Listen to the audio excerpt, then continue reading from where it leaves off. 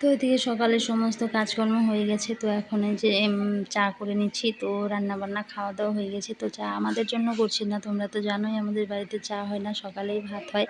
তো চা করছিলাম বাড়িতে, মানে একটু কাজ আছে, তো মিস্ত্রি দাদা এসেছে। তো দুজন মিস্ত্রি দাদার জন্য আমি এদিকে চা করে নিলাম। তো কিছু মুড়ি আর চা দিয়ে দেই। তো ভাত খাবে দুপুরবেলা। তো সকালে তো ভাত খাবে না, বাড়ি থেকে খেয়ে আসে। তো চা মুড়ি এখন দেই, দুপুরে কিন্তু রান্নাবান্না হবে।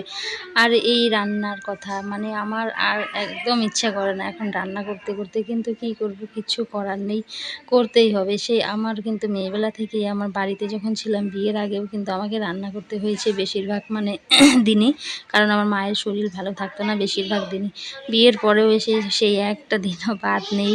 জয়েন্ট সংসার, তো যতই লোক থাক না কেন, যার যার যখন সময় হবে ডিউটি, মানে সময় হবে তখন তার তার ডিউটি কিন্তু পালন করতে হবে। মানে যখন পুরনো বাড়িতে ছিলাম বিয়ের মানে 10 বছর পরে, তো এই নতুন বাড়িতে আসা হয়েছে, এই পাশে বাড়িটা করেছি। তো পুরনো বাড়িতে যখন ছিলাম, মানে ওই পাশের বাড়িটা যে তোমাদের দেখাই ভাঙাচোরা বাড়িটা, তো তখন কিন্তু আমাকে সেই কন্টিনিউ 10 বছর কিন্তু আমি রান্না করেছি, মানে দুপুরবেলা একদম কন্টিনিউ 10 বছর দুপুরবেলা রান্না। দুপুরে রান্নার ঝামেলা থাকে, যেহেতু দুপুরের মানে দুবেলার রান্না একসাথে করা হয়। তো ওইদিকে যে চাটা করে নিচ্ছি, তো ওরা এখানটায় কাঁঠালতলায় কাজ করছিল, ওখানটায় জায়গাটা ছায়া আছে তো সেখানটায় চাটা আমার মুড়িটা দিয়ে আসবো। আর ওইদিকে কাজ করছিল, মানে একটু ঘরের কাজ করছিল। তো ওইদিকে ওই যে ভাঙাচোরা যে গোয়ালঘরটা আছে, তো বাইরে থাকার জন্য গরুর মানে একটা গোয়াল ঘর বানানো হবে। তো এমনিতে তো রাতে থাকার জন্য ঘর আছে, দিনে থাকার জন্য কিন্তু গরুর জন্য ঘর লাগে, যেহেতু বর্ষার দিন চলে এসেছে। আর বর্ষার দিনে তো বৃষ্টি তো পড়ে থাকলে ওদের তো আর বৃষ্টিতে বেঁধে রাখা যায় না। এর জন্য মানে একটা ভালো করেই কিন্তু বাইরে থাকার জন্য মানে ঘর বানানো হবে। যেহেতু আস্তে আস্তে পুরনো বাড়ি থেকে ঘরগুলো আস্তে আস্তে ভেঙে আনা হচ্ছে, একবারে তো আর আনা যায় না, একবারে আনেও নি। সেই পুরনো বাড়িতে থেকে থেকেই তো প্রথমে সেই বড় ঘরটা বানিয়েছে। তারপরে আস্তে আস্তে রান্নাঘর, আস্তে আস্তে গোয়ালঘর সমস্তই আস্তে আস্তে ভেঙে আনা হচ্ছে। আর একটা বাড়ি করতে তো আস্তে আস্তে মানে আমাদের মতো নিম্ন মধ্যবিত্তদের তো আস্তে আস্তে সময়ই লাগে। যাদের বেশি টাকা পয়সা আছে তারা তো একবারেই সমস্ত কিছু বানিয়ে নিতে পারে।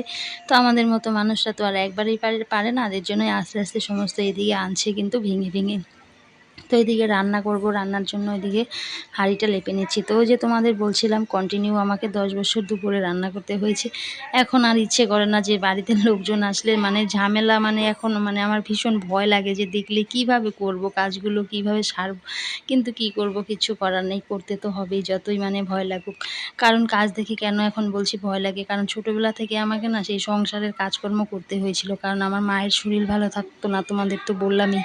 আর দাদারা তখন বিয়ে করেনি, 2 দাদা আর আমি ছিলাম বাড়িতে, মানে আমি একা ছিলাম, বোনের মধ্যে আমি একাই ছিলাম। আর মার শরীর ভালো থাকতো না।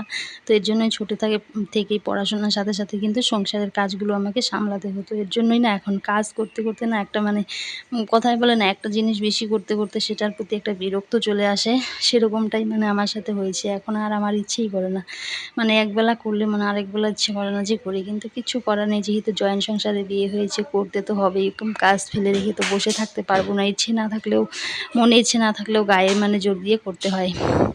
তো ওইদিকে কাজের ফাঁকে একটু নিজের জন্য সময় বের করে নিলাম। তো একটা তেল বানিয়েছিলাম নারকেল তেলের সঙ্গে জাল দিয়ে, পাতা জবা ফুল, সেটা তো রেমেডিটা তোমাদের সাথে অন্য একদিন শেয়ার করব। তো সেটাই একটু পেঁয়াজের রসের সাথে ভাবছি মাথায় দিই, চুলগুলোর অবস্থা খুব খারাপ হয়ে গেছে। তো নিজের জন্য একটু সময় বের করতে হয় একটু হলেও, একদম তো ছেড়ে দিলে হয় না শরীরটা, তো একটু তো যত্ন রাখতেই হয়। তো সেটা দিয়ে আমার অনেকটাই উপকার হয়েছে চুলগুলোতে। তো বেশি বলবো না, বললে আবার খারাপ হয়ে যায়। তো ওইদিকে এখন আবার রাতের জন্য রাতের ডিউটি করতে চলে আসলাম। ওই যে বললাম যার দুপুরে করতে হয় তাকে আবার রাতেও কিন্তু করতে হয়।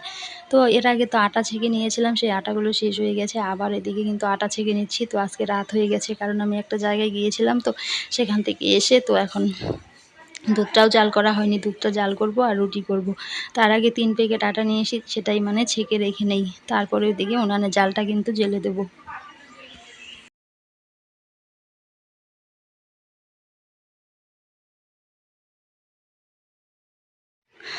কাজ আর কাজ আর কাজ, বাড়ির বউদের আমাদের আর কাজের শেষ নেই। সেই মানে সংসারের কাজ মেয়েবেলা থেকেই করেছি, এখনও যে সারাটা জীবনই হয়তো আমাকে করতে হবে সেই সংসারের কাজ। কারণ আমার মেয়ে, যেহেতু আমার ছেলে নেই, তো জানি না ভাগ্যে ছেলে সন্তান আছে কি না আছে সেটাও জানি না। আর থাকলেই বা পরের মানে আশায় তো আর থাকা যায় না যে কাজ করে দেবে।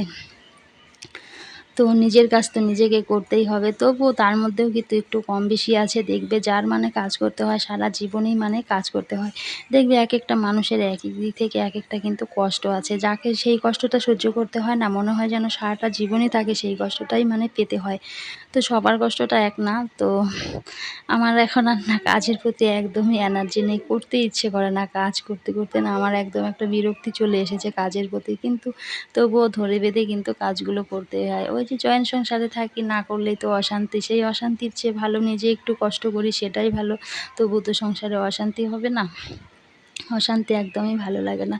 তো জয়েন্ট সংসারে বিয়ে হয়ে এসেছি, তো কাজ দেখে তো ভয় পেলে চলবে না, কাজ তো করতেই হবে, সারা জীবন সেই করে এসেছি। আগেও সেই পড়াশোনার সাথে সাথে মেয়েবেলাতেও ছোটো থেকেই কাজ করেছি, সংসারের রান্নাবান্না থেকে শুরু করে ঘর গোছানো থেকে ধোয়া কাচা থেকে শুরু করে সমস্তই করেছি, সেই এখনও মানে সেগুলোই আছে। আর মেয়ে মানুষের এই কাজগুলো তো ছাড়ে না, সবাইকেই করতে হয়। তো সবাইকে যে করার মধ্যেও কিন্তু পার্থক্য থাকে, কাউকে কম বেশি মানে থাকে, আর কাজের মধ্যে সুবিধা অসুবিধা থাকে। আমাদের যেমন দেখো উনানেই রান্না করতে হয়, সেই কলতলা অনেক দূরে গিয়ে মানে কল চাপ দিয়ে মানে জল বের করে জামা কাপড় কাচা মানে থেকে শুরু করে সমস্ত কাজ এগুলোই করতে হয়। গরুর কাজ থেকে শুরু করে গোয়ালের কাজ সমস্তই করতে হয় কিন্তু। আর তোমাদের সাথে অনেক কথা বললাম, কথা বলতে বলতে তো একটা কথা বলতে ভুলেই গেছি বন্ধুরা। তো কেউ কিন্তু এই ছোট্ট ভিডিওটা স্কিপ করে দেখো না, ঠিক আছে? আর যারা নতুন দেখছো তারা কিন্তু অবশ্যই আমার চ্যানেলটাকে সাবস্ক্রাইব করে আমার পাশে থেকে যাও। তো অনেক কথা বললাম। আর এই মানে কয়েকদিন থেকে একটু ছোটোই ভিডিও দিচ্ছি, বেশি বড় ভিডিও দিচ্ছি না। আর ভিডিওর অবস্থা তো খুবই খারাপ, একদমই ভিউজ হচ্ছে না। তাহলে বন্ধুরা আজকের ভিডিওটা এখানেই এন্ড করছি।